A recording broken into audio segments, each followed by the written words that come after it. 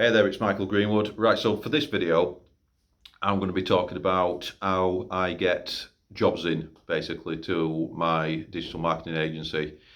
So you might be watching this because you're a creative business or any kind of small business, really, micro business, small business, freelancer, where you want to get some more jobs in and get some extra cash coming in.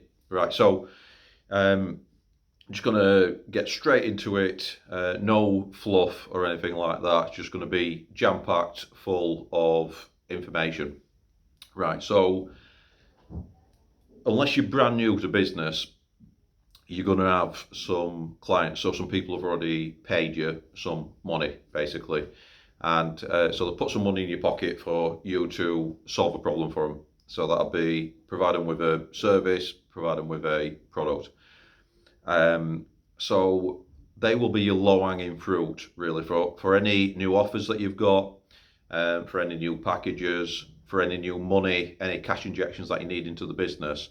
Those current customers or past customers, anybody who's paid you anything or is currently paying you anything, that's going to be your path of least resistance, your low-hanging fruit to getting new work in. So I will contact them first. They've been my first port of call. Now, it depends how you communicate with them. So you might give them a call, just check in how's it going. Just in terms of typical account management. And but this is one of the things that I find a lot of business owners neglect, where they've done a job for a customer. The customer has been happy with the job, but then they've never gone back and upsold them something, or offer them something else, to help them to solve the problem, which you always find quite odd. So that's definitely the first thing that I would do, and that I do in my business. The next thing is, what about the people, the business owners or decision makers who've nearly gone ahead? So that those who you've been on a call with, you've gone out to see them, but they've never paid you any money. There's been some reason. It's usually wrong offer, wrong time. One of those two things, or both of those two things together. So it's got to be the right offer at the right time as well. So you probably heard right time, right place. Yeah, it's got to be that, but it's got to be the right thing to offer them as well. So the right thing to solve the problem, that actually resonates with them as well. So they've got to believe that it's the solution to the problem as well. So there'll be a bunch of people in your Outlook or your Google Calendar where you've had meetings with them, in your inbox where you've sent them a quote or proposal. You've maybe done a Zoom call, you've maybe done a face-to-face with them, discovery call, clarity call, and they haven't gone ahead for some kind of reason. They would be the next cohort of people who I would get in touch with. And they should be, if you're doing good pipeline management, you've got a CRM, a customer relationship management tool, those would be the next bunch of people who I'd get in touch with.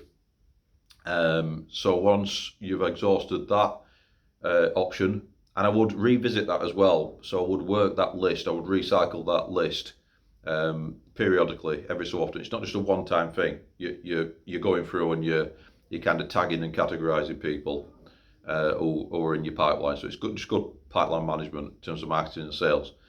And then the third option, once you've done that, so just to reiterate, you're going to go to people who've already paid you money, then you're going to go to people who nearly paid you money, and now you're going to go to people who are complete strangers.